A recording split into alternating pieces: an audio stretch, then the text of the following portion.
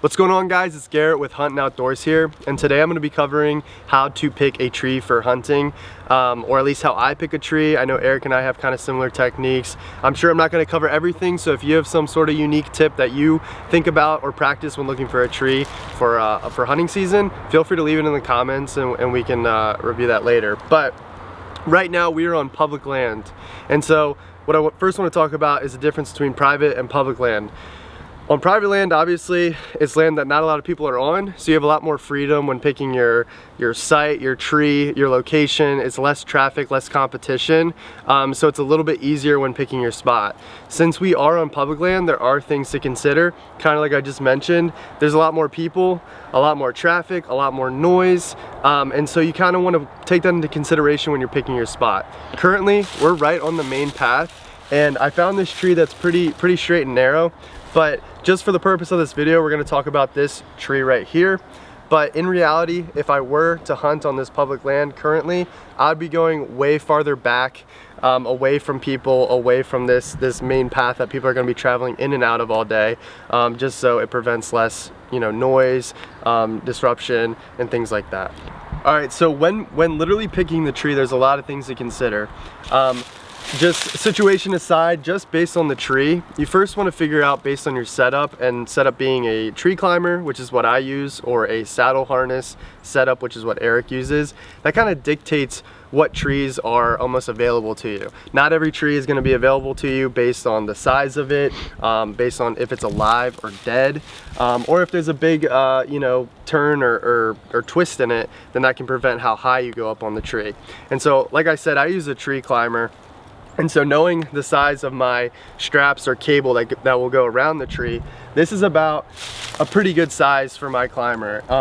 It's not too big. When I first started, I had this idea that I needed the biggest tree because it's the strongest, but when your straps go around it, you really don't, it won't fit around those large trees. And so this is a pretty good size. It's honestly getting close to almost too big. I wouldn't go much bigger than this, but what is really good about this tree is, one, it's alive, the bark is strong, it doesn't just flake right off when you grab it, and it's also straight. I mean, this is one of the straightest trees probably in this woods, and so that means that I can go up pretty high without having to adjust, or having my cables kind of not fit the tree completely. So there are a lot of factors that you do have to consider on public land, like I mentioned. It's always going to be a luxury if you can get private land, because you can control your environment so much more. As you can see around this tree, there's a lot of thorns, a lot of different types of sticks and brushes that might get in my way when I'm trying to set up in the early morning. So, you could just come in and cut it up and kind of make it ready for you, kind of tailor the land for what you need. And also, to that point, branches, sometimes the branches are in your way, they're blocking kind of your line of sight or your shot, and so you can go up there and clip those down early before you get out there. And I will say, it takes a lot of time to find a good spot. I've had hunts where I've just gone out that morning of, and it's taken longer than I thought, and I'm kind of getting up a little bit later than I wanted.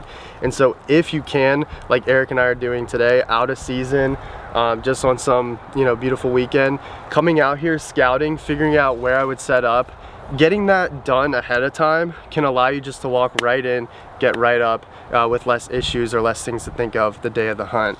And so again, that's where private land is kind of nice, because you can really just tailor the land, have everything ready for you, have different feed plots set up, things like that, and just kind of, it's definitely a luxury, but not all of us have a bunch of access to private land to just go and hunt on.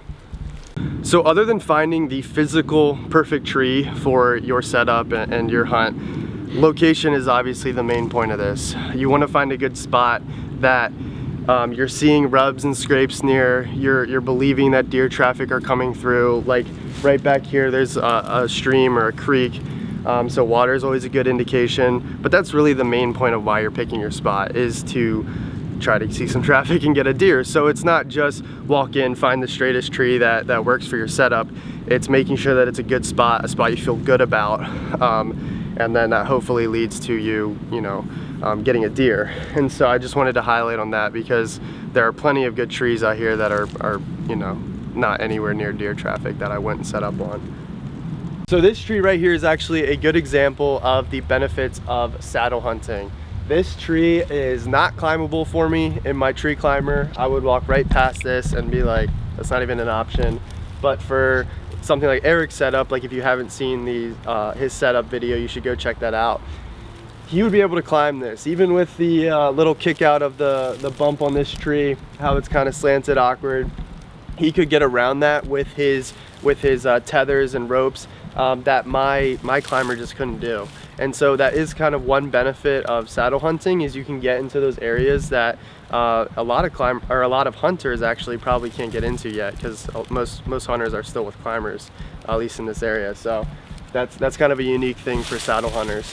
All right, so another thing that's kind of unique to public land is markers from other hunters. And so we found this marker here on this little tree, and we also found one slightly over there to my left. And so it's probably a case where they're marking a path for some reason, whether it's a path of a deer traveling or just a path that they want to follow to get to their spot. It's just a good thing to keep note of when on public land, that other hunters for some reason have a fixation with this spot or path. So we hope you enjoyed this video. These are kind of our tips, our little take on how we find a tree when hunting. Obviously this isn't everything, so if there's something we didn't cover that you do, please put it in the comments below. But like I said, thanks for watching, and we'll see you next week.